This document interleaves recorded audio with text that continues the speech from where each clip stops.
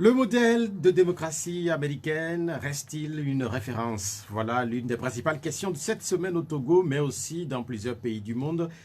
Mesdames, Messieurs, bonjour et merci de nous rejoindre au D12 de Pyramide FM. Les élections se succèdent à un rythme effréné dans plusieurs pays du monde. Outre la Covid-19, 2020 aura été une grande année électorale. On n'a pas fini d'enterrer le contentieux électoral en Guinée, que sont invités au débat les situations électorales en Côte d'Ivoire, puis aux États-Unis. Le Burkina vient de lancer sa campagne électorale. La première puissance au monde étonne le monde par son système électoral particulier et un président bien particulier candidat à sa propre succession. Comme attendu depuis des mois, le scénario redouté par les observateurs est en train de se dérouler. L'ancienne vedette de télé-réalité joue à la perfection son rôle de président imprévisible. Donald Trump conteste la victoire de son adversaire, puis il critique le système électoral de son pays, accusant en passant son adversaire de fraude électorale. L'Amérique est-il devenu le temps du scrutin, les nouvelles terres africaines? Sur les terres africaines, au bord du lac Ébrié, on peut encore gagner en 2020 une élection comme au temps de Staline. Alassane Ouattara, c'est 94,27% de voix au premier tour de l'élection présidentielle en Côte d'Ivoire. C'est un coup KO, c'est la mode désormais en Afrique francophone. Le coup KO s'accompagne de la remise du compteur à zéro, du premier mandat effaçant les anciens et surtout brisant les barrières de la limitation du mandat présidentiel qui différenciait l'Afrique de l'Ouest de l'Afrique centrale. Les États-Unis de l'Afrique francophone seraient-ils en gestation? Accusés à tort ou à raison d'avoir été la rampe de lancement des nouveaux concepts, le Togo et ses dirigeants disent avoir mis le cap sur le développement du pays. C'est pourquoi ils ne sont pas avares dans les promesses. Les ministres, eux, ne se privent pas à faire valoir leur génie. Myriam Dossou d'Almeida du développement à la base pense à optimiser le coût du financement aux jeunes. Madame Aziablé Maounon Mila de l'énergie et débordante justement d'énergie prend ce pari. Si en 2030, il y a une personne qui lève le doigt que je suis dans le noir, c'est que nous avons échoué. Dodi Kokoroko des enseignements annonce d'importantes réformes devant améliorer le statut des enseignants. Pour sa part, Pierre Labadokou échange et discute avec tenanciers de bars et restaurants, mais aussi avec des artistes. Le nouveau gouvernement togolais est-il parti pour réussir? En se réunissant pour la deuxième fois en 2 semaines, la nouvelle équipe envoie-t-elle un message de rupture? Rupture notamment avec des faits de corruption ou de mauvaise gouvernance. Au test du pétrole Gate, la justice condamne l'alternative et son DP. Mais quelle est la vérité autour du circuit des importations de pétrole au Togo? Si 500 milliards de fonds CFA n'ont pas disparu, quelle est la réalité des fonds pris injustement sur le dos des Togolais? Juste 1 ou 10 milliards ou peut-être 100 milliards. Les Togolais n'aimeraient-ils pas bien le savoir? Parmi ces Togolais, Antoine Folly de UDS Togo, le D12 au 96 50 34 37 et puis 70 43 09 70. L'émission est mise en onde par Romaric Freitas. Antoine Folly, bonjour. Bonjour Pierrot Ateboué, bonjour aux auditeurs de Pyramide FM. Comment vous allez? Oh, très bien, je me porte très bien. Un bon dimanche tranquille. Un bon dimanche tranquille, très chaud, mais tout va bien. Si c'est bien chez vous, c'est également bien chez moi. Mais nous commençons cette émission par les États-Unis puisque le monde a les yeux tournés vers les États-Unis où Joe Biden remporte sur Donald Trump à la suite de cette élection présidentielle. Pourquoi ce scrutin intéresse-t-il tant la planète? Bien, non, mais ce scrutin intéresse la planète. De toute façon, les élections aux États-Unis ont toujours été des élections planétaires. Oui, parce que les États-Unis, c'est d'abord la première puissance économique, militaire, c'est en tout cas la première puissance au monde.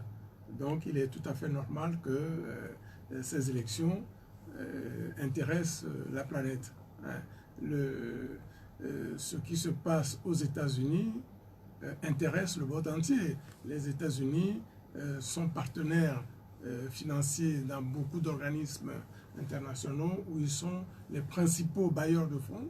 Donc, il est tout à fait normal que ces élections intéressent le monde entier. C'est vrai qu'aux États-Unis même, le scrutin divise. Démocrates et républicains ne sont pas tout à fait d'accord sur même le système électoral. Et puis, ça divise également le monde. Quelle est votre position? Vous êtes sympathisant des démocrates, des républicains? Non, de toute façon, vous savez, chaque pays a son système électoral. Le système électoral des États-Unis est ce qu'il est. Il est bon, il n'est pas bon, ça concerne les Américains. Et c'est eux qui en ont décidé ainsi. Je remarque quand même que tous ceux qui critiquent le système électoral continuent quand même de se soumettre à ce système électoral.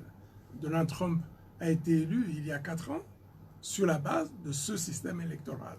Bon, aujourd'hui, il a perdu le pouvoir, il a été battu, même s'il ne l'accepte pas, les faits sont là, la réalité est là, il a été battu, donc ce n'est pas le moment de critiquer le système électoral, il fallait le faire avant. Là, il a été battu, il faut qu'il accepte sa défaite et que le pays continue d'avancer. Voilà, donc moi je n'ai pas à me prononcer sur le système électoral tel qu'il est. Tout ce que je sais, c'est que ce système électoral date de presque 250 ans et n'est pas prêt de changer parce que les verrous qui ont été mis en place autour de ce système électoral sont tels que il va être très difficile à qui que ce soit de le changer. C'est clair que là, on est en face de systèmes assez solides, face à un homme très fort, et on se demande qui va finalement l'emporter. Selon vous, le système finira par l'emporter? Les institutions américaines? Oui, bien sûr. Vous savez, beaucoup de gens ironisent en disant que les États-Unis aujourd'hui se comportent comme l'Afrique, etc. Non, ça n'a rien à voir. Il faut comparer des choses comparables. D'abord, il y a une première chose qui saute aux yeux, c'est que c'est le président en exercice qui parle de fraude. Ça change par rapport à l'Afrique. En Afrique, généralement, c'est les opposants qui parlent de fraude électorale. Alors ici, c'est le président en exercice qui parle de fraude électorale. Ça veut dire quoi? Ça veut dire que même l'exécutif, c'est-à-dire ceux qui gouvernent le pays, n'ont pas de prise sur le système électoral. Ça, c'est un des piliers de la démocratie aux États-Unis.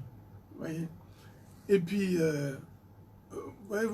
aujourd'hui, moi, ce qui m'a frappé, c'est que Donald Trump, il est président en exercice, il conteste les résultats, il y a des manifestations un peu partout, des manifestants pro-Donald Trump, des manifestants pro-Joe Biden, qui sont parfois séparés juste par une rue, ils se font face, ils manifestent, mais chacun sait jusqu'où il ne doit pas aller. Tout cela se fait dans le respect de la loi. Cela veut dire qu'aux États-Unis, il y a des institutions suffisamment fortes pour que le système, pour que personne, même s'il le voulait, ne puisse remettre en cause le système. Voilà, ça, c'est quelque chose que nous n'avons pas en Afrique.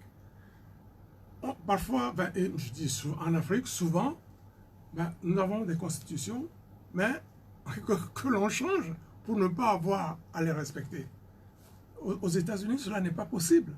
Donc, contrairement à ce que les gens pensent, moi, je suis intimement convaincu que nous avons beaucoup à apprendre de la démocratie américaine. Quand vous évoquez l'Amérique, est-ce que ce n'est pas dû aussi aux 250 ans dont vous faites allusion il y a peu? Bien entendu. Il a fallu mettre du temps. Bien entendu, mais cette constitution date du XVIIIe siècle. Mais jusqu'à présent, personne ne l'a remise en cause. Il y a bien entendu des amendements pour se mettre au jour, pour se conformer à l'évolution de la société. Mais la Constitution, telle qu'elle a été écrite au début, reste ce qu'elle est jusqu'à présent. Personne ne la remet en cause. Or, regardez chez nous, en 30 ans, combien de fois depuis 91, qu'on s'est doté d'une constitution, 92, disons, qu'on s'est doté d'une constitution au Togo, par exemple. Combien de fois cette constitution a été remise en cause? Combien de fois on l'a vidée de toute sa substance? 30 ans. Alors que les États-Unis ont une constitution qui date du XVIIIe siècle et qui continue de fonctionner jusqu'à présent. La Constitution américaine, c'est vrai qu'elle est solide, mais la curiosité durant ce processus électoral, c'est la position du président sortant, ses prises de position parfois très critiques envers le système électoral. Ça aussi, ça frise un peu l'Afrique, parce que dans certains pays africains, on a entendu ce type de rhétorique. Mais non, c'est ce que je disais tout à l'heure. La différence par rapport à l'Afrique. C'est vrai que c'est le président sortant. C'est le président en exercice qui critique le système électoral. Chez nous, un président en exercice ne critique pas le système électoral. Si le système ne lui convient pas ou ne lui permet pas de gagner, il le change. Il en met un autre. Mais aux États-Unis, ce n'est pas possible. Même si Donald Trump n'est pas d'accord avec le système électoral, si ce système électoral ne lui convient pas, ne l'arrange pas, eh bien, il n'a pas la possibilité de le changer, de le mettre à la poubelle et d'en mettre un autre. C'est ça la différence qu'il faut bien faire remarquer à nos... Mais comment comprendre cette envie-là de Donald Trump Non, vous savez, Donald Trump, bon, je me dis que... vous savez, Donald Trump n'est pas un professionnel de la politique. C'est quelqu'un qui n'a jamais été sénateur, qui n'a jamais été gouverneur, qui n'a jamais... qui est arrivé de nulle part. Donald Trump est un homme d'affaires. C'est un entrepreneur. Et qui est arrivé comme ça à la politique, bon, par un concours de circonstances, qui a été élu et qui se comporte en politique comme s'il était encore un chef d'entreprise.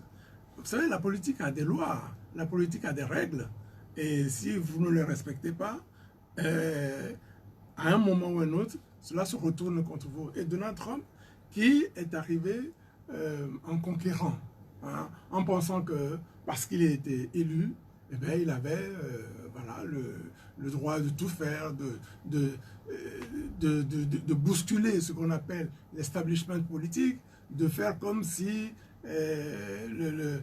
la politique, comme si c'est lui qui invente la politique aux États-Unis, eh bien, tout ça se retourne contre lui. Il a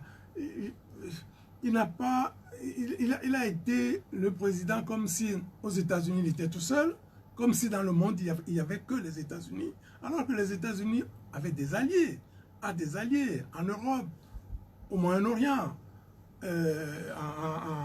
en Asie, un peu partout. Les États-Unis, c'est quand même la première puissance au monde. Alors, donc, Donald Trump s'est mis à dos tout le monde, tous ses partenaires. Il a traité avec, je vais dire, mépris, enfin, avec mépris certains pays comme les Africains. D'ailleurs, je crois qu'ils nous traitaient de pays de merde. De pays de merde. Vous voyez? Bon, voilà, on ne peut pas. La politique nécessite quand même un peu d'humilité, hein, un peu d'humilité, et surtout,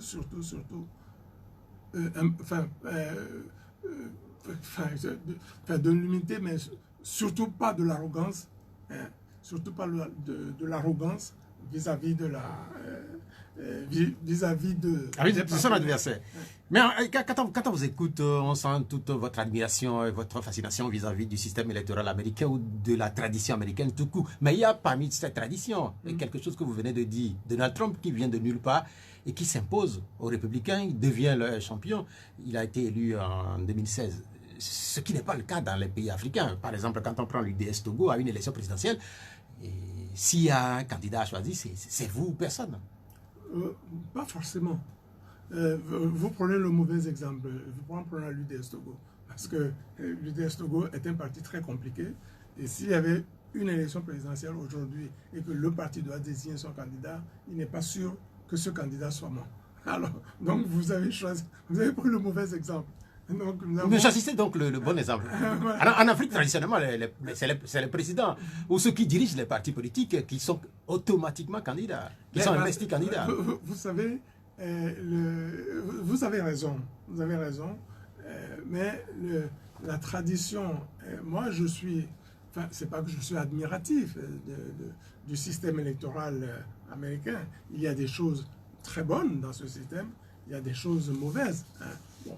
Mais moi, ce que je retiens, c'est que ce système a duré, a montré son efficacité dans le temps. Il y a eu des couacs de temps en temps, mais en presque 250 ans, ben, ce système a donné des résultats dont personne ne se plaint en réalité. Voilà, c'est ça la réalité. Mais quand vous dites que aux États-Unis, par exemple, ils ont leur mode de désignation des candidats.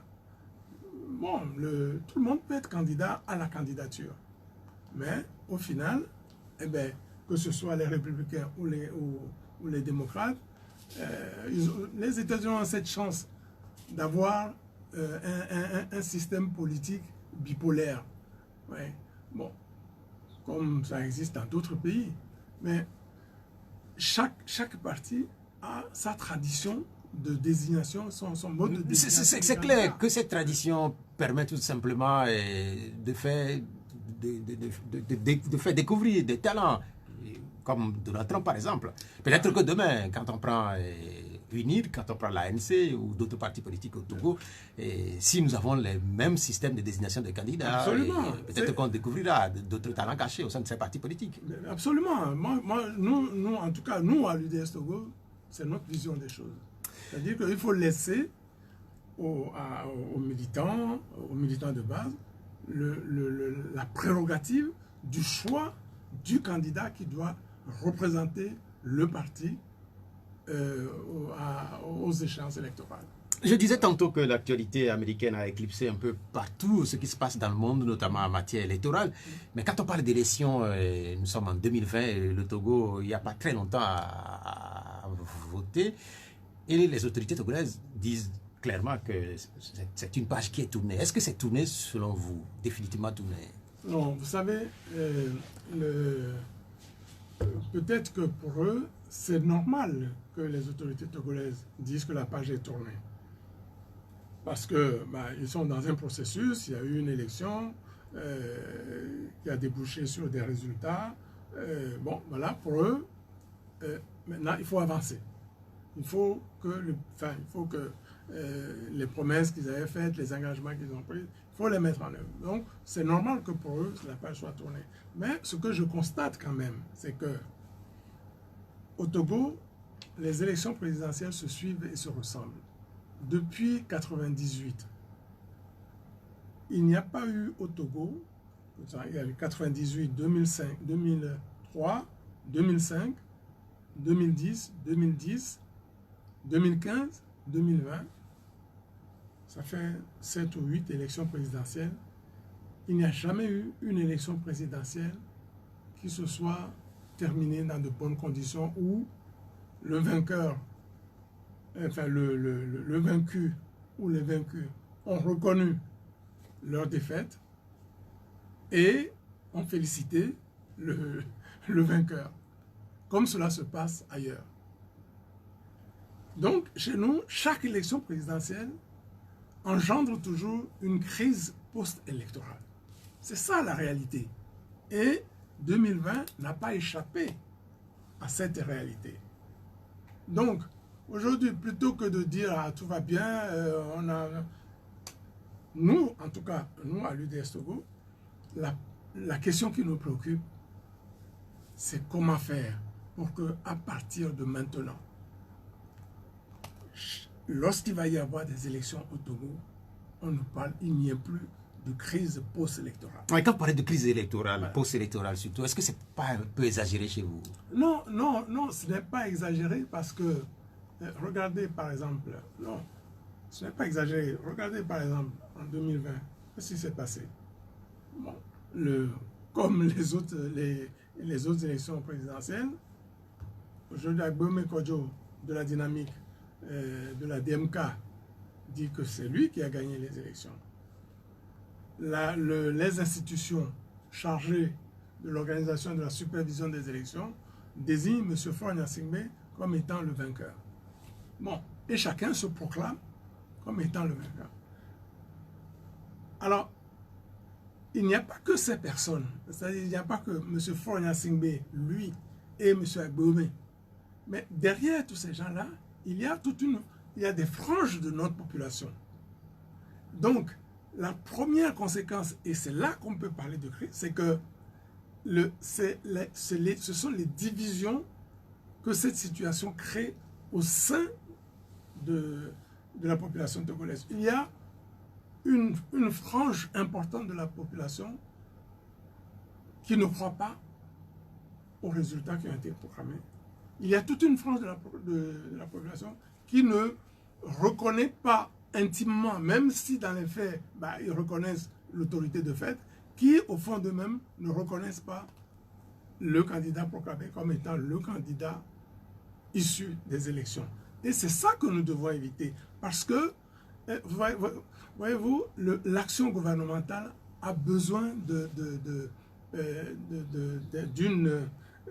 bénéficier d'une assise populaire. Parce que notre Constitution parle d'un gouvernement du peuple par le peuple. Et lorsque les Togolais ont le sentiment que le gouvernement qui les gouverne, qui les dirige, n'est pas un gouvernement du peuple, enfin issu du peuple pour le peuple, eh bien, il y a un problème. Mais quand vous parlez de Togolais, il y a un déficit de confiance, vous parlez de Togolais, un déficit de légitimité. Oui, c'est ça le problème. Oui, vous parlez de Togolais. Et c'est ça, moi, la crise. Quand je parle de crise post-électorale, c'est ça surtout. Ce n'est pas tout le reste. Mais ce sont les divisions que cette situation crée au sein de la population et le déficit de confiance et de légitimité. Quand vous parlez de déficit de confiance et tout ce que vous englobez autour de la crise post-électorale dont vous parlez, quels peuvent être les impacts sur la gouvernance? Puisque depuis 2005, ce que vous décrivez là, et ça s'est répété relativement en 2010 et puis relativement en 2015. Ça n'a pas empêché le Togo de continuer. Mais, non, vous savez, c'est que la première conséquence, c'est que les Togolais n'acceptent pas d'eux-mêmes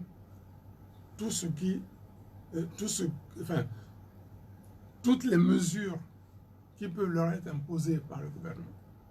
Ils ne l'acceptent pas d'eux-mêmes. J'allais prendre un certain nombre de... je prends l'exemple du couvre-feu qu'il y a eu au début de la pandémie. Bon. C'est vrai que les Togolais... Mais il n'a pas accepté, selon vous? Non, mais non, les Togolais se sont soumis au couvre-feu parce qu'il y avait des gendarmes. Il y avait des policiers. Donc vous pensez que s'il n'y avait pas ça, les Togolais n'auraient pas respecté le couvre-feu. Vous voyez? Or, prenez le cas dans d'autres pays où il y a eu des confinements, il y a eu des... Mais les gens l'ont accepté. Non, pas partout. En France, par exemple, il y a eu des mesures coercitives également. Oui, il y a eu des cas marginaux. Peut-être que ce sera la même chose aussi au Togo. D'une façon générale, les gens acceptent parce que parce qu'ils se sentent concernés par les mesures gouvernementales. Ils se sentent concernés par les mesures gouvernementales. Donc, selon vous, il y a une cassure entre ceux qui dirigent le pays et ceux qui sont dirigés. C'est évident. C'est-à-dire, c'est cette cassure qui fait que les Togolais, je dis les Togolais, c'est valable aussi dans d'autres pays, hein, où les populations, c'est ça que j'appelle le déficit de légitimité et de confiance. Les gens ne se reconnaissent pas systématiquement dans les structures qui les gouvernent. Parce qu'ils considèrent que ces systèmes sont des autorités de fait et non pas des autorités qui émanent de la volonté populaire. C'est ça le gros problème que nous avons. Donc, c'est tout cela qu'il faut qu'on corrige. Parce que vous savez, quand vous prenez le cas du Togo, c'est le cas que je connais le plus. Moi, je vis au Togo, je fais de la politique au Togo. Donc, vous prenez le cas du Togo. Ce n'est pas que... beaucoup de Togolais ont le sentiment que le pays n'avance pas. Et pourtant, il y a des choses qui se font. Il y a des transformations qui se font.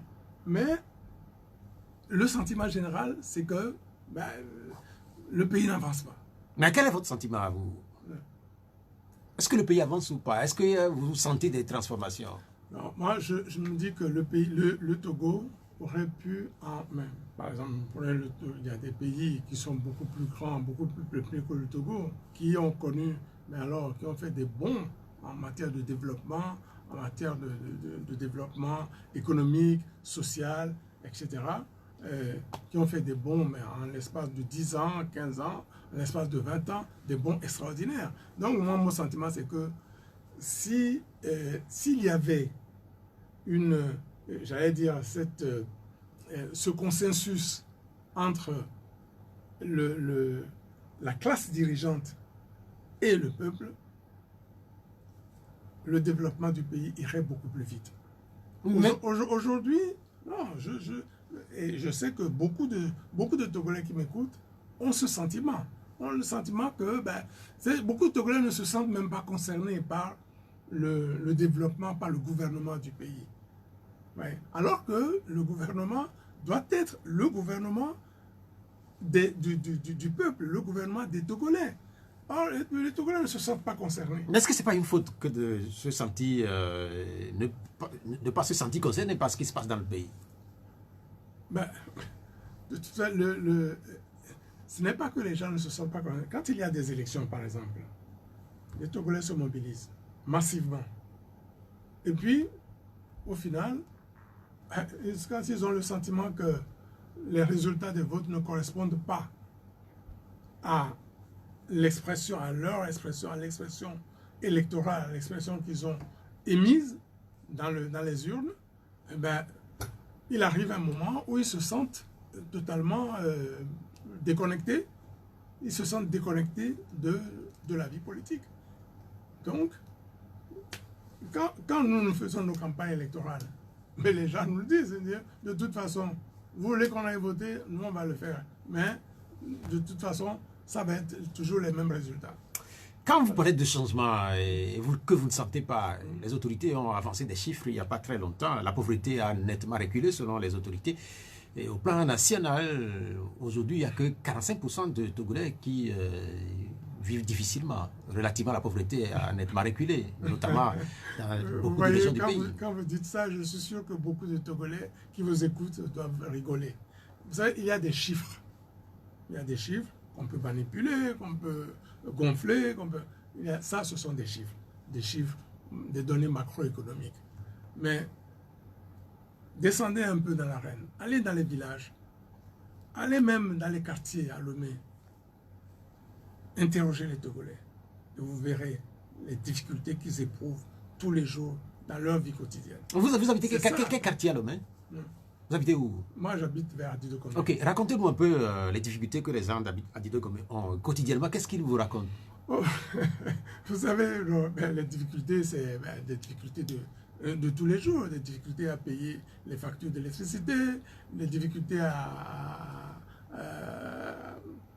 payer la scolarité de leurs enfants, même des difficultés à manger, tout simplement. Donc, vous savez, chacun a les difficultés, on les exprime à tous les niveaux. Mais aujourd'hui, il n'y a pas une couche de la population qui n'ait pas des difficultés. Est-ce que vous-même, personnellement, est-ce que vous avez des difficultés? Ah ben, je suis comme tous les Togolais. Je suis comme tous les Togolais. J'ai des difficultés moi aussi. Il arrive des moments où j'ai des problèmes pour payer ma facture d'électricité. Mais c'est tout à fait normal. Vous voyez? Bon, donc, des difficultés à payer ma facture d'électricité, des difficultés à aider quelqu'un qui me sollicite, etc., etc. Bon, voilà. Donc, beaucoup de Togolais ont des difficultés. Et je suis sûr que vous aussi, vous en avez. Ce catalogue de plaintes que vous énumérez, c'est pas nouveau. En réalité, la question, c'est comment faire pour inverser la tendance. Ah, absolument. Et c'est ça le plus important. Parce que ces critiques, effectivement, on les a ressassées suffisamment. Moi, ce que nous disons, c'est que nul ne peut rester au pouvoir de façon éternelle. Nous sommes aujourd'hui au Togo dans un contexte où, depuis 30 ans, il y a une opposition qui se bat pour accéder au pouvoir et proposer une nouvelle façon de faire la politique, une nouvelle gestion du pays, une autre gestion du pays. Et puis, il y a un pouvoir un régime qui est là, qui est au pouvoir, qui se bat pour conserver le pouvoir. C'est tout à fait normal. Bon. Et il est tout à fait normal que nous, en tant qu'opposition, nous disions ce qui ne va pas de notre point de vue. Mais à un moment donné, si nous ne faisons pas attention, ben, le vent de la révolte, le vent du ras-le-bol peut nous emporter tous. Le régime comme l'opposition. Donc, c'est pour cette raison que nous, la proposition que nous avons faite au mois de juillet dernier, c'est que le chef de l'État prenne l'initiative d'une concertation. Et ça, c'est tout à fait normal dans une république, que le chef de l'État prenne l'initiative d'une concertation, qu'il concerte l'ensemble de la classe politique. Qu'est-ce qui ne va pas? Pourquoi aujourd'hui notre vie démocratique est bloquée? Vous pouvez faire tout ce que vous voulez, vous pouvez faire toutes les élections que vous voulez, les résultats seront toujours les mêmes. Ce n'est pas normal. Il y a un blocage quelque part. Et ce blocage de la vie démocratique a des conséquences. C'est que c'est la vie économique qui se trouve aussi bloquée, la vie sociale qui se trouve bloquée. Le blocage de la vie démocratique fait que le Togo apparaît comme un pays qui est constamment en crise socio-politique latente. Et moi, si j'étais un investisseur, si j'avais de l'argent à investir, ben, évidemment, je n'irais pas investir dans un pays qui peut, du jour au lendemain, où tout peut être remis en cause du jour au lendemain. Non, c'est la question des investissements. Est-ce que vous êtes sûr que beaucoup d'étrangers n'investissent pas au Togo? Aujourd'hui, on sait que beaucoup de banques sont arrivées dans notre pays ces dernières années. Oui, mais faites une enquête auprès de ces banques. Et faites une enquête auprès de ces banques. Beaucoup de ces banques installées au Togo travaillent travaillent beaucoup avec des étrangers, des Burkinabés, des Maliens, des Nigériens, etc., qui font des activités au niveau du port autonome de Lomé. Voilà aussi la réalité. Donc, je disais qu'il y a manifestement, et ça, je crois que ce serait faire preuve de mauvaise volonté que de le nier, il y a un blocage de la vie démocratique. Regardez ce qui s'est passé aux États-Unis tout récemment. Lorsqu'il y a, en même temps que les élections présidentielles, il y avait des élections sénatoriales, des élections pour le choix des représentants. De la Chambre des représentants. Mais regardez, regardez la représentation de l'opposition et de la majorité. Bon. Au Togo, mais on a l'impression que les élections sont organisées uniquement au profit du régime en place. Donc, et c'est ça ce que j'appelle le blocage de la vie démocratique, qui a des conséquences sur la vie économique et sur la vie sociale. Sur la représentation au Parlement, on ne peut pas tout jeter au pouvoir en place. C'est clair qu'en 2018, non, vous avez boycotté les élections. Ah, ça, absolument. Ça, nous avions fait le mauvais choix de boycotter les élections. Ça, je suis d'accord avec vous. Mais, même si nous étions allés, est-ce que ça aurait changé quelque chose? Il n'y a pas très longtemps, il y a une trentaine de représentants de l'opposition au niveau du Parlement. Il n'y a pas très longtemps au Togo. Ah ben bien sûr, absolument. Absolument. Et nous, notre analyse aujourd'hui, c'est que si nous avions fait le choix d'aller à ces élections, malgré les conditions difficiles, en 2018, si nous avions fait le choix d'aller à ces élections sous la bannière de la C14, eh bien, nous aurons peut-être changé quelque chose. Vous craignez un ras-le-bol qui éventuellement peut vous coûter et au pouvoir et à l'opposition. Les Togolais, est-ce que finalement ils ne sont pas résignés? Parce que le ras-le-bol dont vous faites allusion, le Togo on a déjà connu. Le 5 octobre, il y a eu en 2017. Mais tout ça n'a pas empêché le Togo de continuer, comme je le disais tantôt. Est-ce que finalement les Togolais ne sont pas fatigués? Non, vous savez, on a souvent tendance à croire que les populations sont fatiguées. Mais l'opinion est très versatile. Vous voyez, il y a eu d'autres pays où il a fallu juste une décision gouvernementale d'augmenter le prix du pain pour provoquer une révolte. ce qui s'est passé, je crois, en Égypte. En Tunisie, il y a eu, je crois, le problème d'un marchand de poissons qui s'est immolé, quelque chose comme ça. Bon, donc, parfois, il suffit d'une petite étincelle pour allumer le feu. Donc, c'est pour ça que nous avons fait la proposition, nous avons demandé au chef de l'État de prendre l'initiative d'une concertation nationale inclusive pour que nous réfléchissions ensemble à la manière de modifier, enfin de changer la gouvernance électorale de ce pays pour que désormais, pour débloquer la vie politique de notre pays.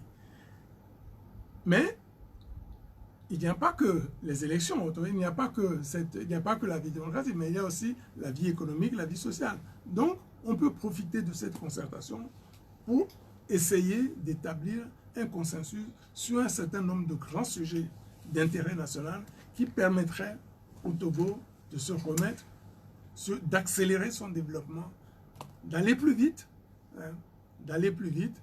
et plus loin. Vous dites... Voilà un peu ça c'est... Et je constate d'ailleurs que nous avons sorti notre déclaration en juillet, le 14 juillet 2020, et depuis, il n'y a pas eu, d'autres déclarations, d'autres initiatives sont sorties, et tout le monde aujourd'hui semble aller dans ce sens. Et je ne comprends pas pourquoi le président de la République, qui se dit le président de tous les Togolais, n'écoute pas, ne se met pas à l'écoute de la classe politique, à l'écoute des Togolais, pour que nous fassions ensemble, nous essayons de chercher ensemble la solution ou les solutions qui permettent à notre pays d'aller de l'avant. Vous avez dit tout le temps, nous, en réalité, vous parlez de l'UDS ou autre chose que l'UDS Togo? Ah non, je parle de l'UDS. Là, je suis invité en tant que responsable de l'UDS. Donc, quand je dis nous, c'est l'UDS. Pour vous, est-ce que c'est du mépris de la part du chef de l'État que de ne pas répondre à vos sollicitations? Peut-être parce qu'il a sa vision des choses, mais à un moment ou un autre, il faudra en arriver là. Parce que on ne peut pas, qu'on le veuille ou non, les autres acteurs politiques représentent aussi une frange importante de la population. Les autres acteurs politiques expriment une partie de l'opinion nationale, représentent une partie de l'opinion nationale. Donc il faudra qu'à un moment ou un autre, il se rende à cette évidence. Donc je ne pense pas que ce soit du mépris, mais peut-être un choix politique. Maintenant, c'est vrai qu'à sa décharge, il faut aussi dire que au niveau de l'opposition, il suffit d'aller sur les réseaux sociaux pour voir toutes les querelles intestines que nous-mêmes nous alimentons. Alors, donc, il se pourrait que peut-être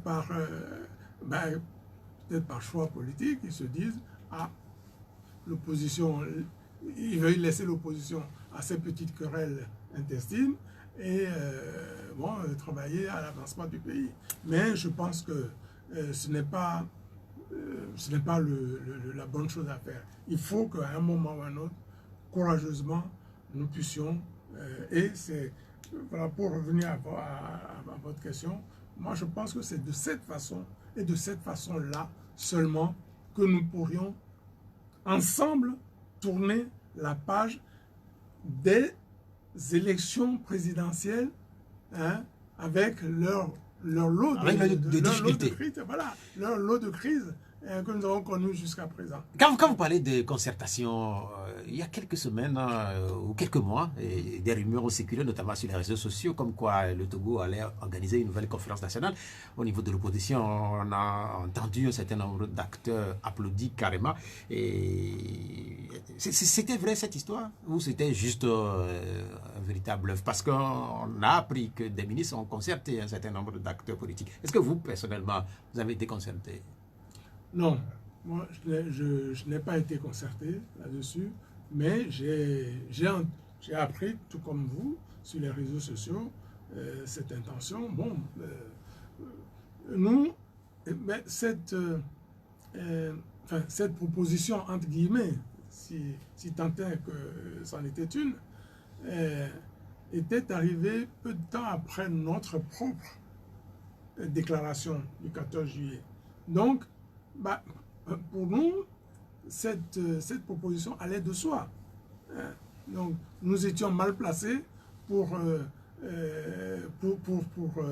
critiquer ou pour dire non à une telle proposition. Au contraire, nous, en tout cas, si nous étions consultés officiellement sur le sujet, pour nous, nous aurions donné, je dirais, notre avis, mais alors plus que favorable. Parce que au jour d'aujourd'hui, il y a 3 choses qui comptent. La première, c'est que il n'y a pas, dans le contexte sous-régional, dans le contexte mondial, il n'y a pas d'autre voie que la voie des élections pour parvenir au pouvoir. Mais si nous voulons parvenir au pouvoir par la voie des élections, il faut encore que les élections soient transparentes, démocratiques et équitables.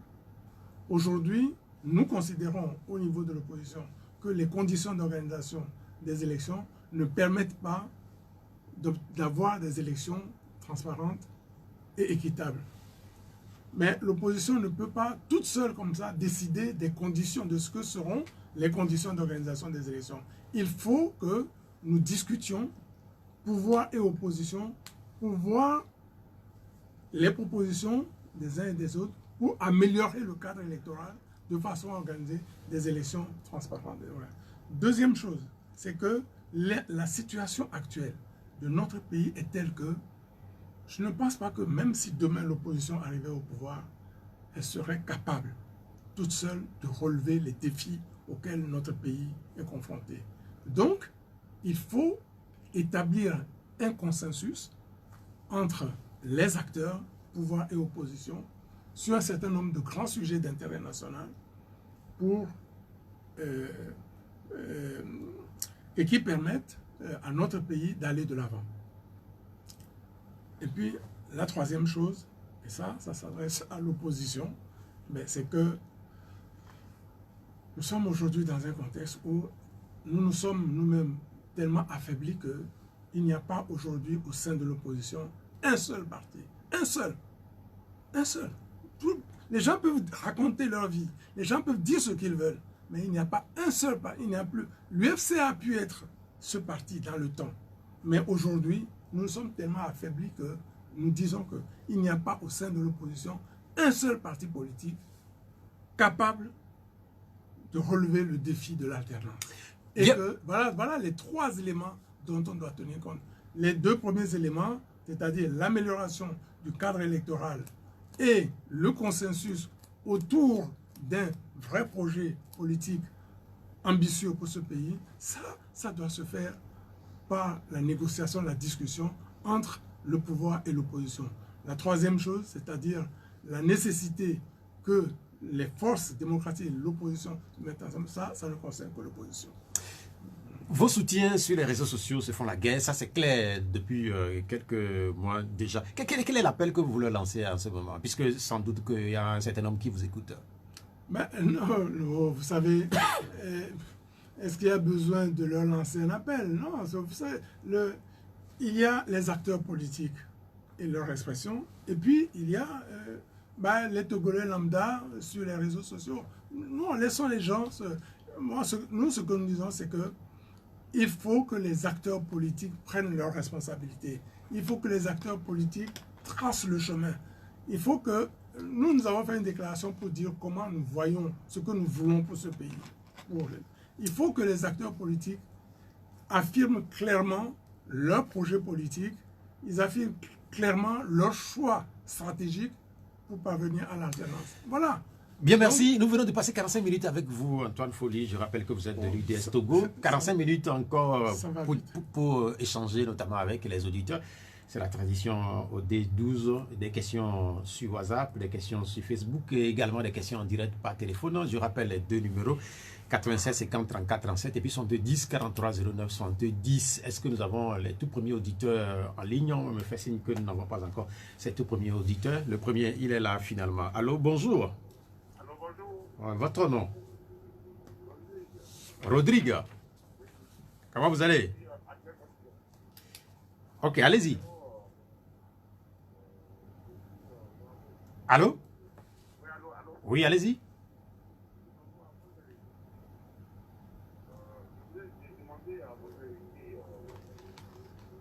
Aujourd'hui, je veux dire, est-ce qu'ils ont vraiment participé ou bien c'est parti dans le sac?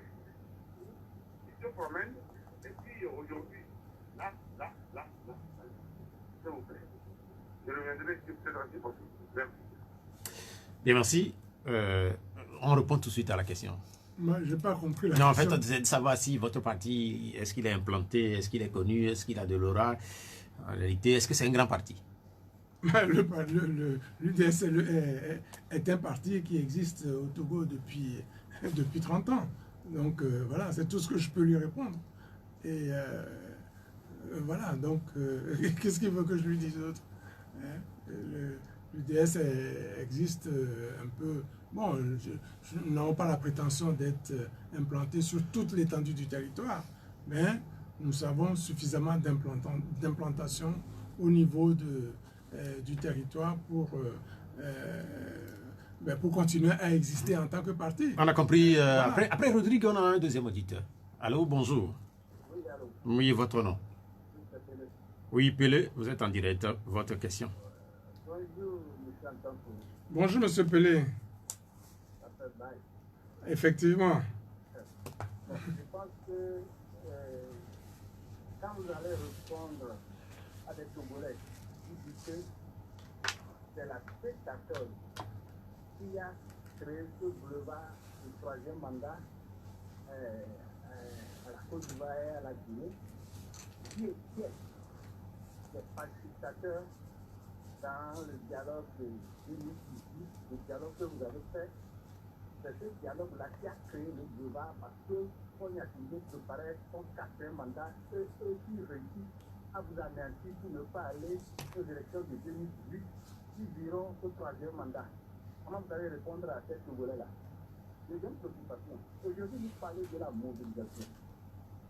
Quand le Togolais va vous demander, expliquez-vous un peu mobilisation. Comment se mobiliser encore en face de ce régime? Bien, aussi Pelé pour les deux questions. Non, vous savez, vous parlez des discussions qu'il y a eu en 2017-2018. Bon, que voulez-vous que je vous réponde à cela? Ce n'est pas le fait que l'opposition se soit prêtée à cette discussion qui a créé le boulevard. Nous avons été amenés à prendre d'abord à prendre part à cette discussion parce que nous étions, comme je l'ai dit tout à l'heure, nous étions animés de la volonté de discuter pour trouver des solutions, de vraies solutions à la crise qui secouait le pays, enfin qui continue d'ailleurs de secouer le pays. Bon, maintenant, si certains n'ont pas fait preuve de bonne foi, bah, que voulez-vous? Les résultats sont là. Donc, moi, en tout cas, je ne pense pas que c'est parce que la C14 a accepté le principe de ces négociations qui a permis, enfin, qui a créé la situation à laquelle vous faites allusion. Non, pas du tout.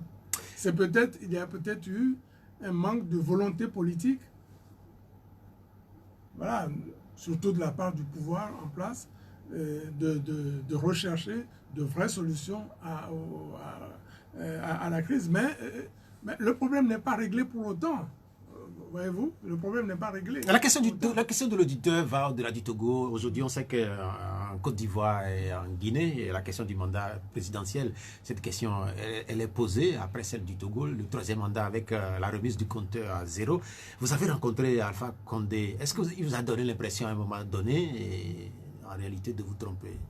Non, mais non, de toute façon, non. Mais vous savez, nous, en tant que Togolais, nous n'avons pas à aller nous immixer dans les affaires de la Guinée ou de la Côte d'Ivoire. Bon, moi, j'ai constaté tout simplement que c'est vrai, il y a eu les tripatouillages sur la constitution de la Côte d'Ivoire. Mais non, mais en fait, ma question, je la reprécise. Vous avez rencontré Alpha Condé, oui ou non? Bien sûr. Oui, en fait, à ces moments-là, est-ce qu'il vous donnait l'impression de quelqu'un qui, en réalité, cachait bien son jeu? Bah, nous n'avons pas rencontré Alpha Condé pour parler de la politique guinéenne. Oui, on le sait, voilà. on le sait. Bien sûr. On le sait. Donc, quand nous rencontrons Alpha Condé, c'est pas pour lui demander s'il va modifier la Constitution, s'il sera candidat à un troisième mandat, etc. Non. Nous avons rencontré Alpha Condé, nous avons rencontré Nana Akufo-Addo, nous avons rencontré Alassane Ouattara dans le cadre de la crise politique togolaise. C'est vrai, voilà. Mais certains disaient, certaines langues disent aujourd'hui qu'il y a des préférences au niveau même de la C14 entre les facilitateurs. Il y a certains qui préféraient carrément Nana Akufo-Addo du Ghana et Alpha Condé, même si les deux sont désignés comme étant des facilitateurs. Et certains préféraient le Ghanéen que le Guinéen. Oui, mais on peut préférer. Mais la réalité était là, c'est qu'il y avait deux médiateurs qui étaient désignés par la CEDEAO. Il était Nana Akufo-Addo et Alpha Condé. La deuxième partie de la question de l'auditeur, sur la mobilisation des Togolais. Non, mais de toute façon, à un moment ou un autre, il faudra bien que les Togolais se remobilisent. Il faudra bien que les Togolais se remobilisent si nous voulons que la situation actuelle change. Parce qu'on ne va pas laisser on ne va pas laisser le pays dans cet état indéfiniment.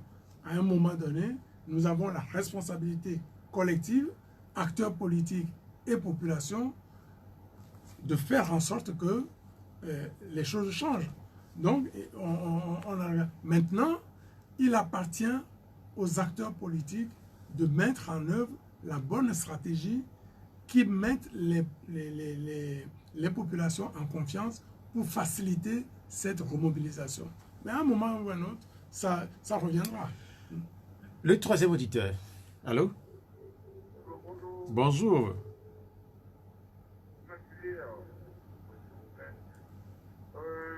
Monsieur Diaro. Oui, s'il vous plaît, c'est qui?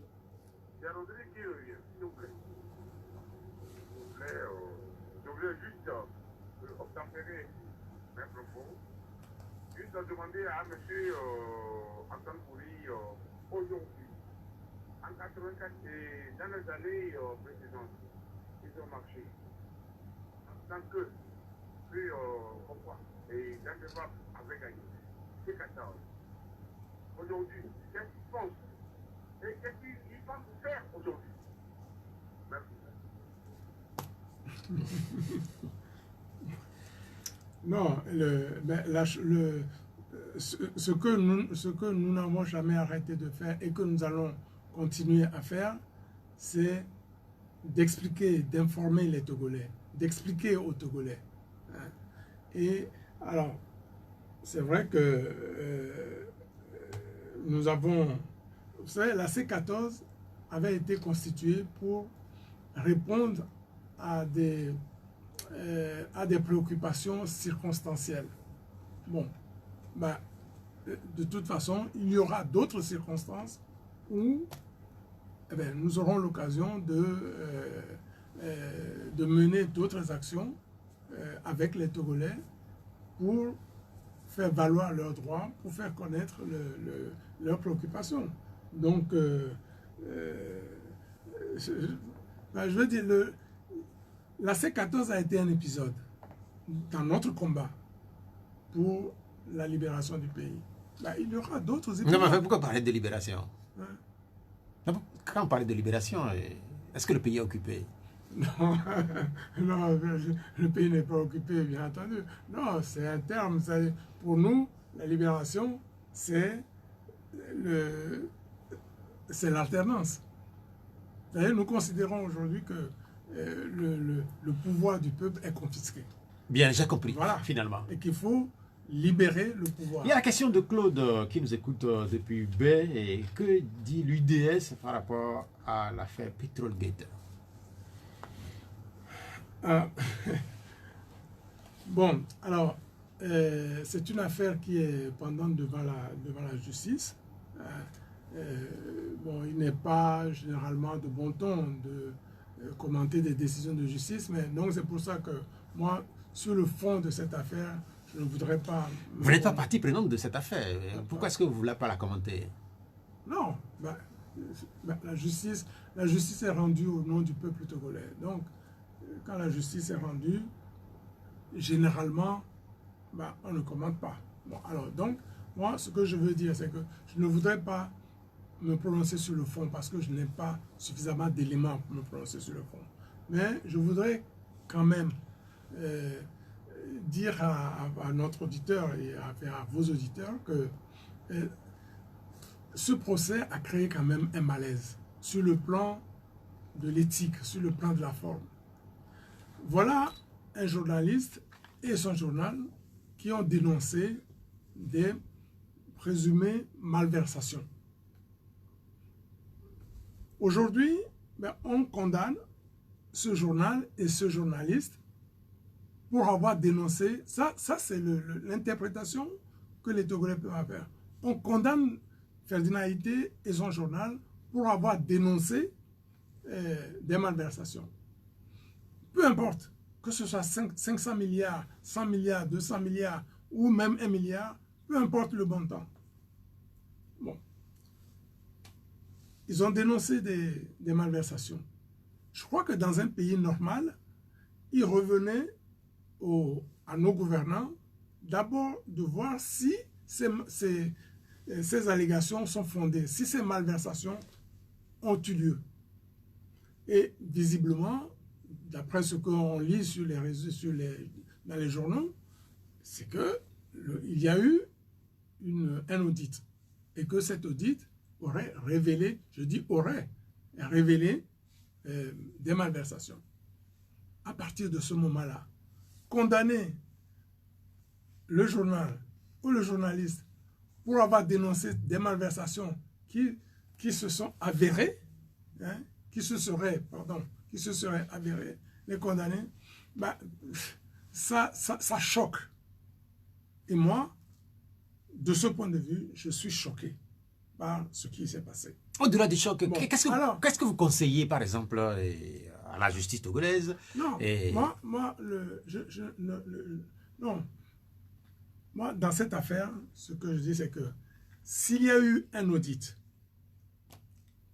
ce que nous, au niveau de l'UDS, nous demandons au gouvernement, s'il y a eu un audit, que le rapport de cet audit-là soit rendu public. Si on ne le rend pas public, la condamnation du journal et de son directeur de publication apparaîtrait comme une façon de réduire au silence quelqu'un qui a dit la vérité. Qui a dit la vérité, qui a dit une vérité qui dérange. Ce procès, la condamnation apparaîtrait comme si on veut protéger les auteurs de ces malversations. Donc, la meilleure réponse à donner aux Togolais, c'est que ce rapport d'audit soit publié et que tout le monde sache qui a fait quoi et pour quel montant. Peu importe le montant, mais que nous sachions ce qui s'est réellement passé. Alors, si cet audit n'a pas été diligenté, eh bien, nous demandons au gouvernement de diligenter cet audit et de publier le rapport. Voilà. Bien, c'est noté. Bon, alors, non, toujours sur... Non, je suis pas pour compléter cette affaire. C'est que, vous savez, ce qui choque encore plus, c'est qu'il y a eu des malversations relatées par des journaux, toujours par les médias. Le détournement des fonds de la route Lomé-Vaughan-Amphon. On parle de 26 milliards.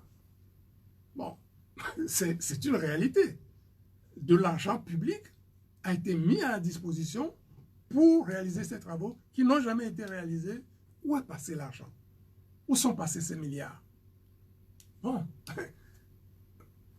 Il y a eu, je crois, un collègue la semaine dernière, je crois, a écrit une lettre ouverte au gouvernement concernant la gestion des fonds mis à disposition pour la CAN 2013 et 2017, où des audits ont révélé des malversations financières.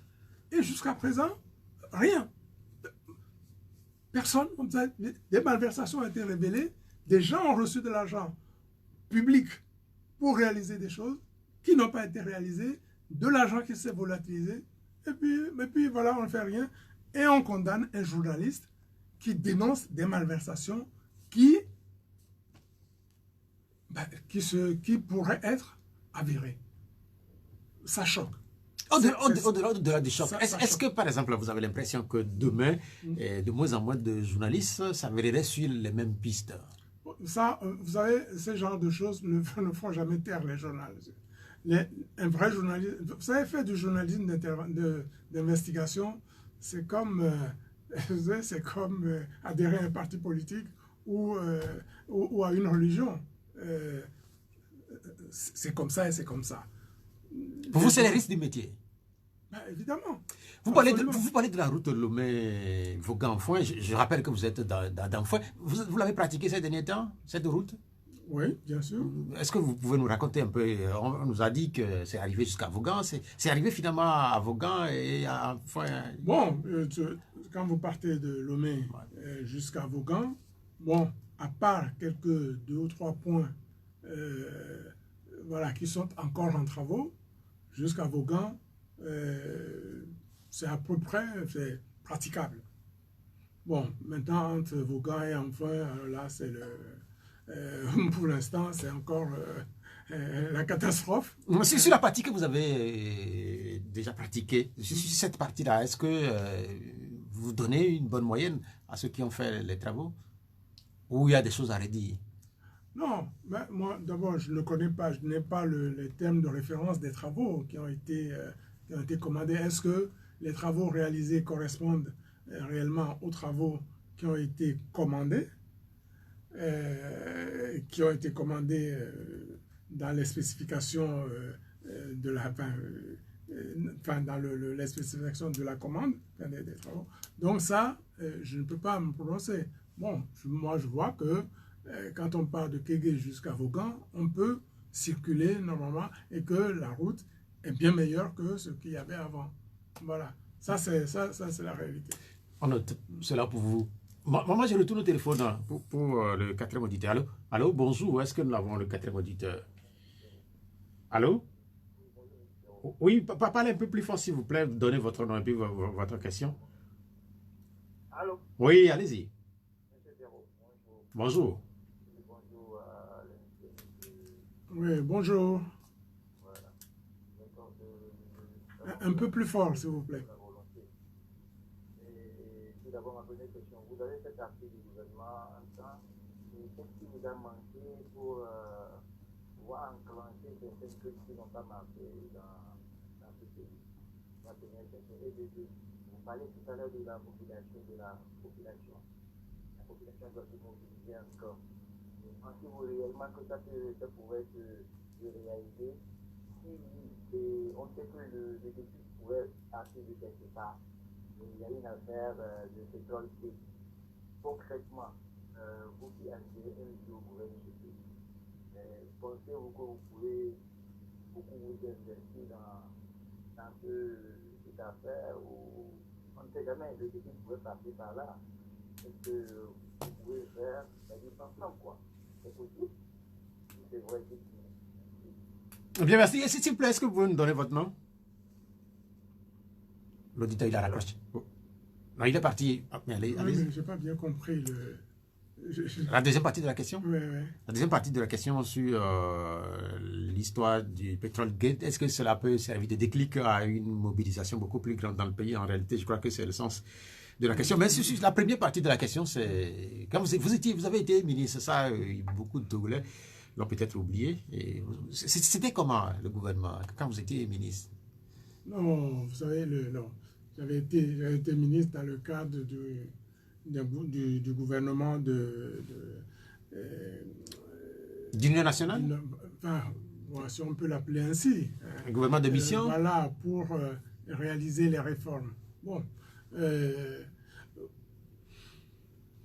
Voilà, vous savez, quand vous êtes dans un gouvernement et que vous pouvez travailler, enfin, vous pouvez faire ce pourquoi vous êtes désigné et que vous pouvez le faire correctement, eh bien, vous le faites. Si vous ne pouvez pas le faire, vous vous retirez. Voilà, c'est ce qui s'est passé. Moi, finalement, je ne veux pas revenir là-dessus, je ne veux pas revenir dans les détails. Voilà. Donc, pour la deuxième partie de la question, est-ce que l'affaire Petrolgate, c'est ça? Oui, oui. Peut servir? Non, moi je pense que ce n'est pas...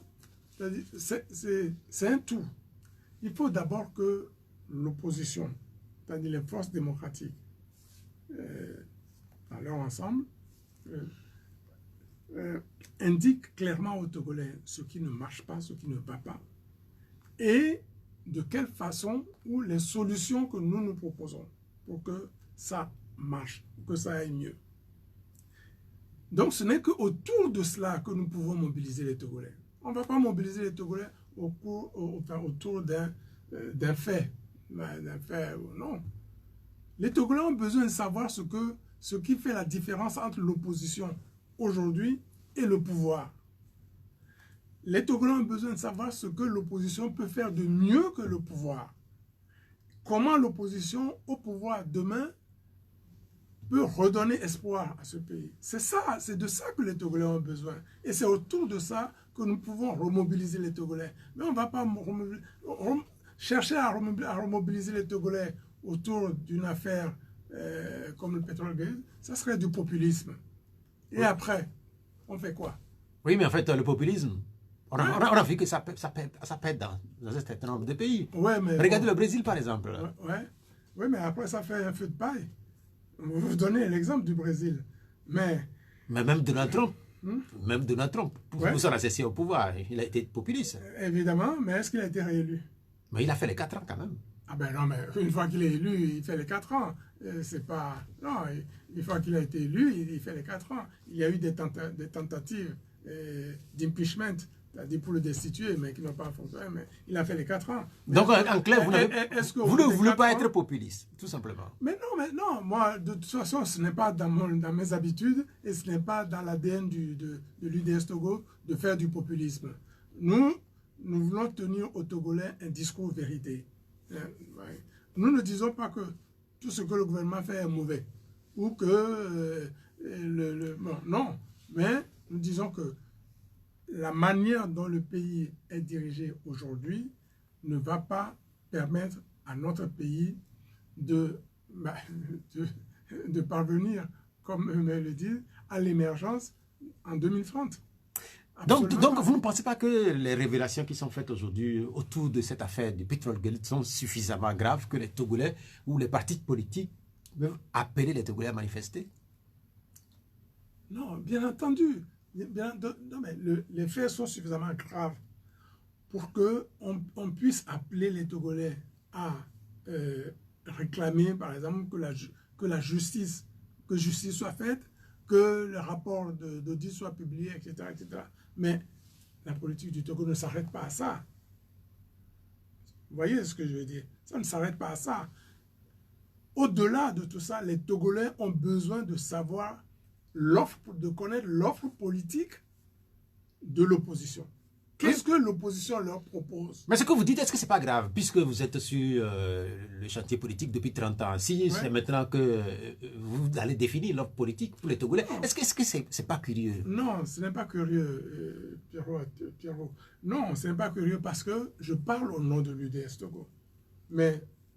Et j'ai dit tout à l'heure que l'UDS ne peut pas avoir la prétention d'être représentative tout seul de l'opposition. Et je disais aussi qu'aucun parti politique de l'opposition aujourd'hui tout seul n'est en mesure de conduire le Togo à l'alternance.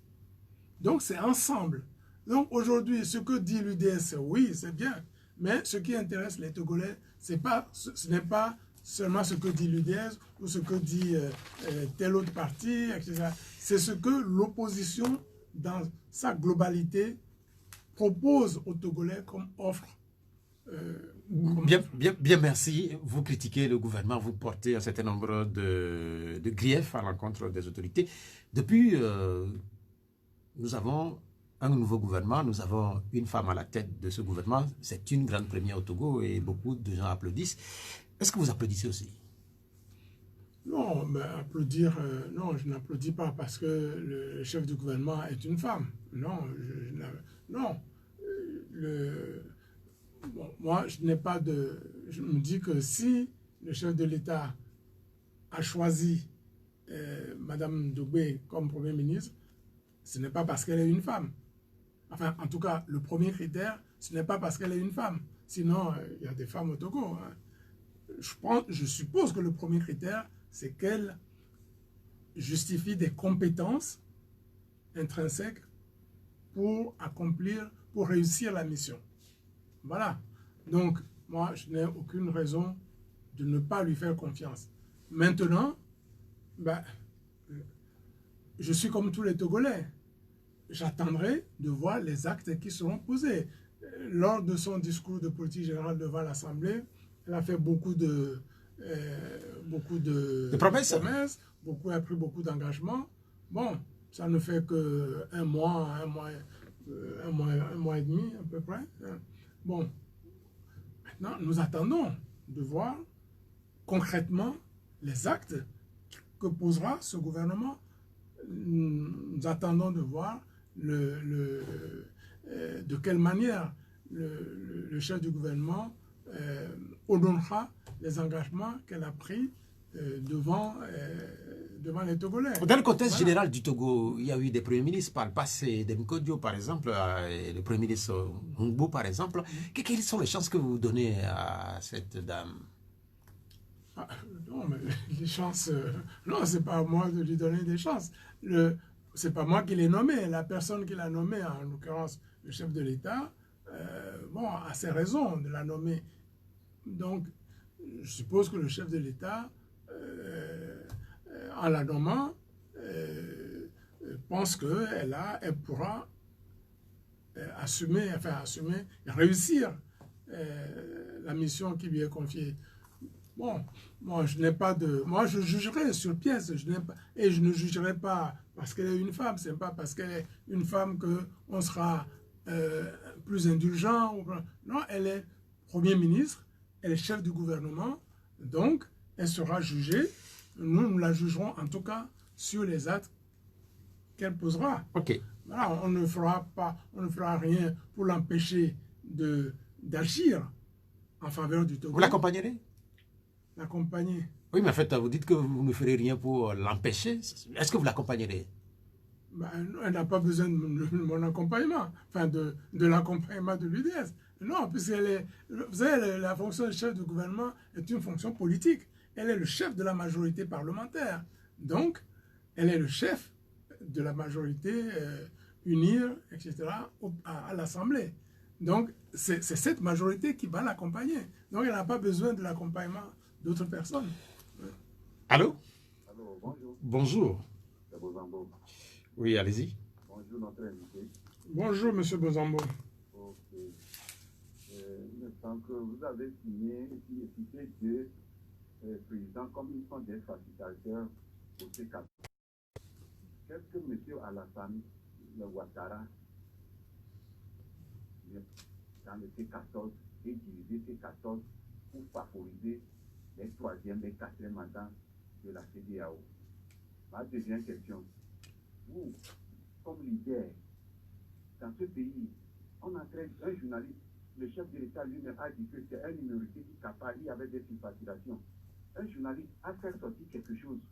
Est-ce que vous, comme leader, vous avez approché de justice?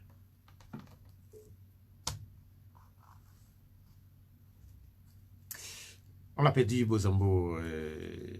D'abord, sur la dernière question, la deuxième, je crois que... Est-ce que vous avez abordé, est-ce que vous avez contacté Ferdinand? Et je crois que ça doit être ça le sens de la deuxième partie de sa question. Non, que je l'ai contacté ou pas, je n'ai pas à le dire ici. Ce n'est pas important.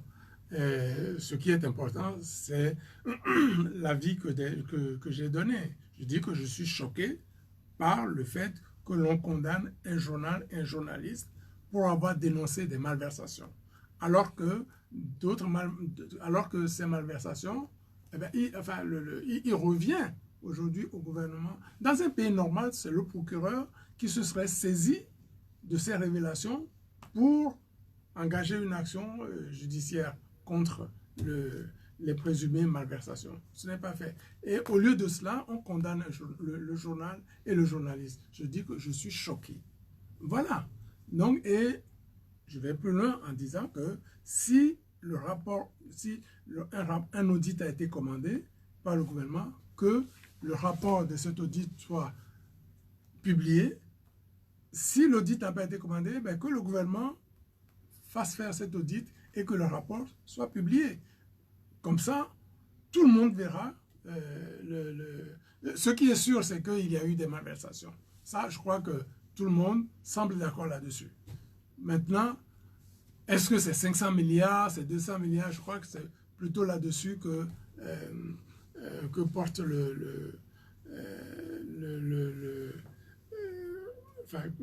pas le verdict, mais enfin, c'est sur le montant, d'après ce que j'ai lu, hein, sur le montant, parce que le journal aurait parlé d'une malversation de 500 milliards, alors que les malversations seraient bien moindres.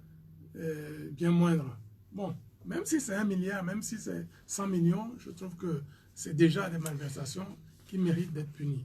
Le journaliste ne doit pas être puni. Oui, nous allons avoir votre point de vue sur un certain nombre de promesses qui sont faites notamment par les nouveaux ministres. Il y a, par exemple, cette annonce concernant la lumière pour les Togolais d'ici 10 ans, en 2030, et on aura de la lumière dans tous les villages du Togo. Et si un Togolais lève le petit doigt, cela suppose que le gouvernement aurait échoué. Ça, c'est une déclaration venant d'un ministre du gouvernement. Est-ce que vous croyez que d'ici là, tous les villages du Togo, relativement, auront de la lumière, de l'électricité? Ben, je réponds que la lumière soit. Hein. Bon, vous savez, c'est pas la peine de s'embarquer dans des promesses démagogiques. Le Togo est un petit pays. Il y a bien longtemps qu'on aurait pu avoir de l'électricité partout. Bon, maintenant, si on nous le promet pour 2030, eh bien, en 2030, que la lumière soit.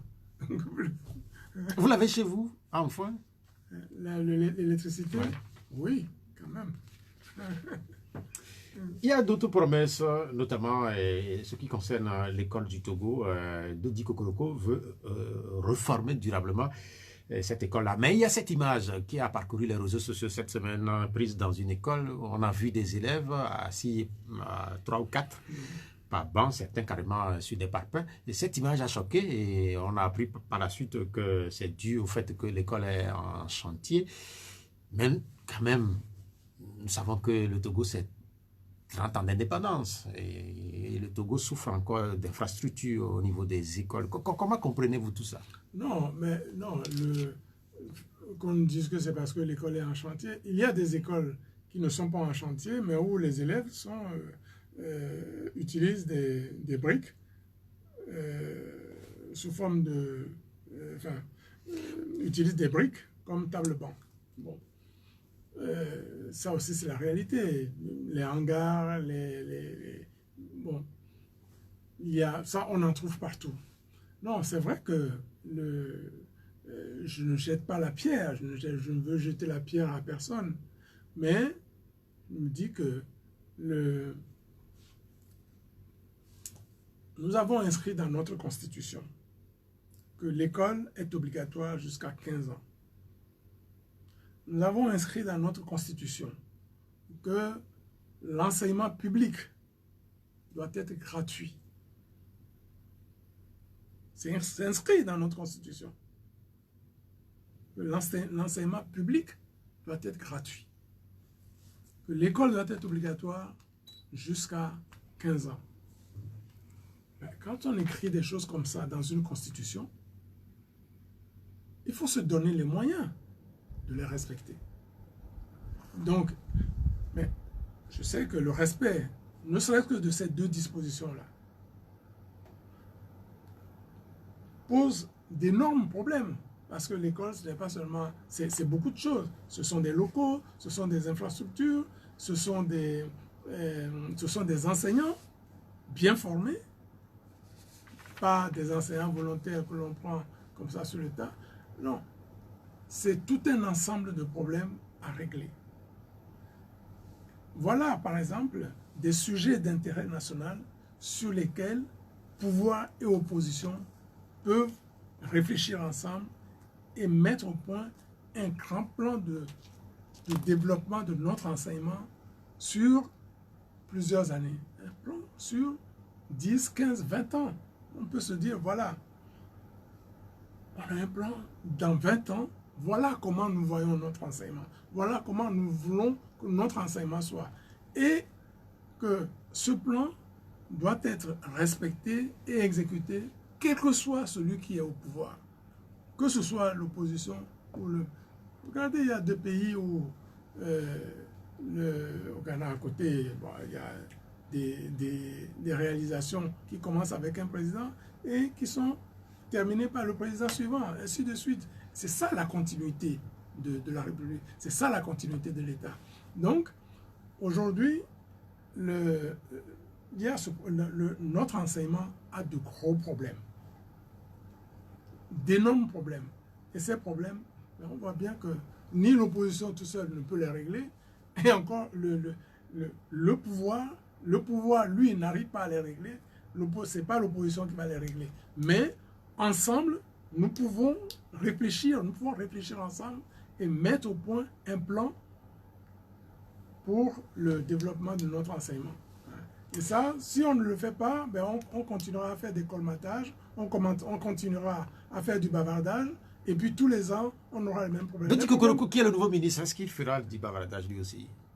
Mais il ne fera pas de miracle. Ok, c'est noté. Il y a la question de Rodolphe Nyonofu, je crois qu'il doit nous regarder du côté du Japon, si je ne me trompe pas.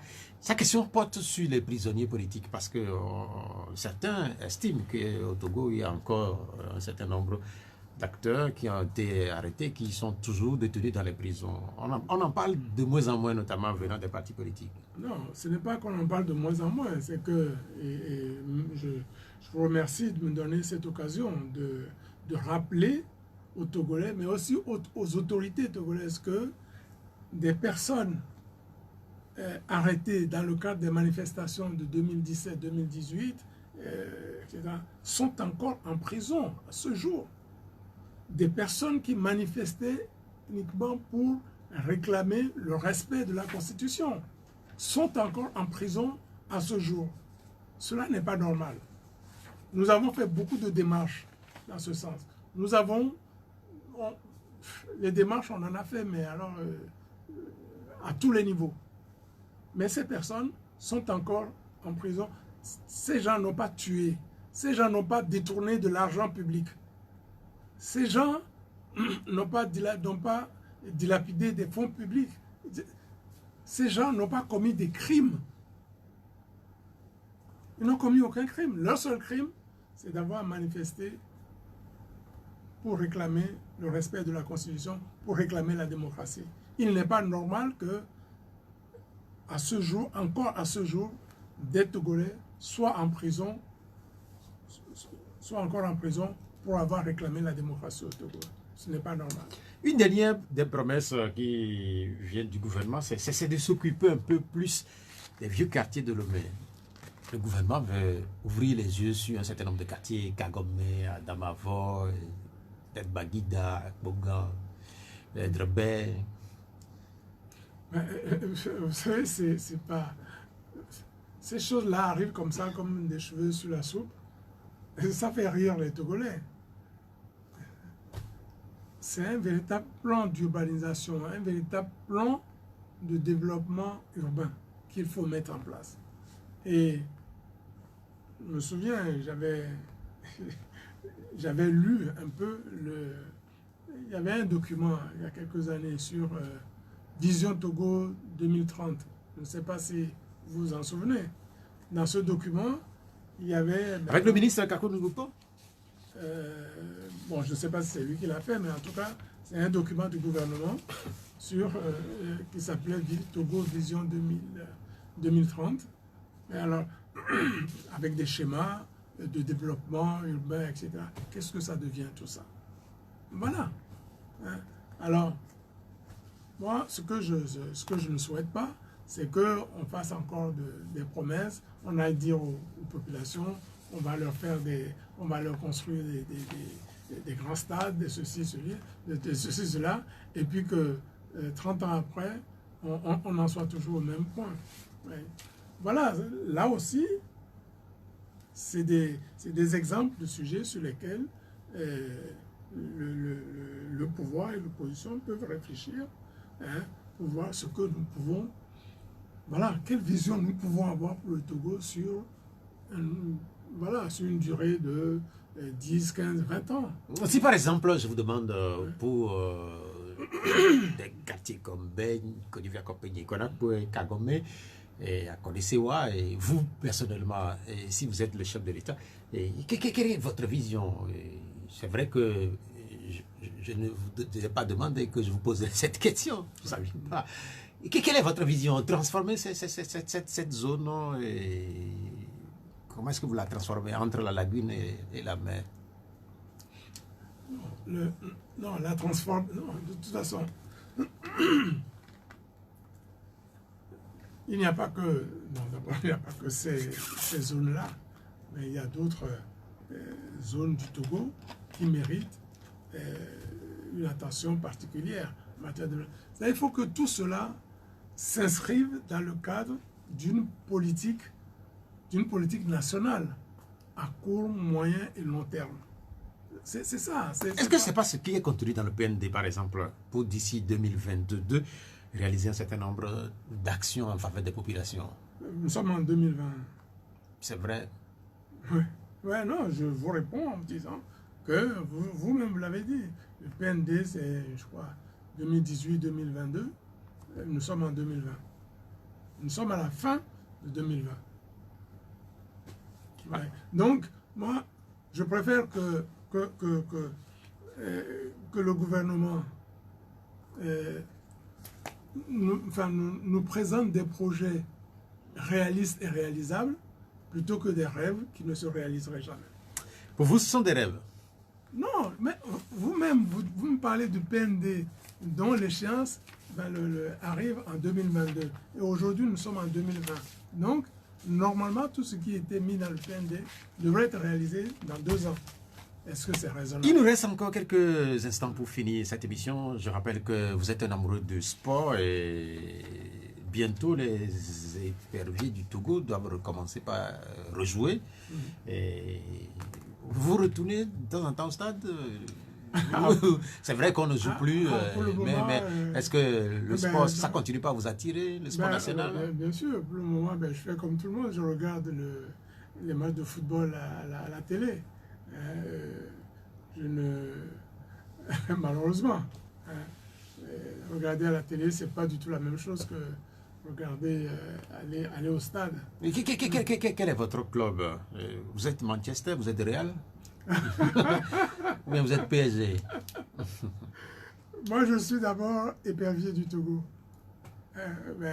C'est bizarre. C'est vrai que tout le monde est épervier. Ben oui, donc je suis d'abord épervier du Togo. Donc non, pour le beau football, moi je suis, j'aime bien le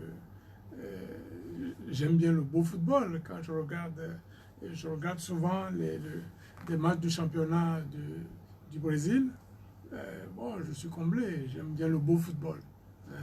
Bon, maintenant, le football industriel, du genre Real Madrid, Barcelone, Manchester, etc. Bon, c'est bien, mais moi, ce qui m'intéresse, c'est comment faire pour développer le football togolais. Bien, merci. Pour hisser le football togolais au sommet du football africain. Bien, merci. On apprend tous les jours le football industriel.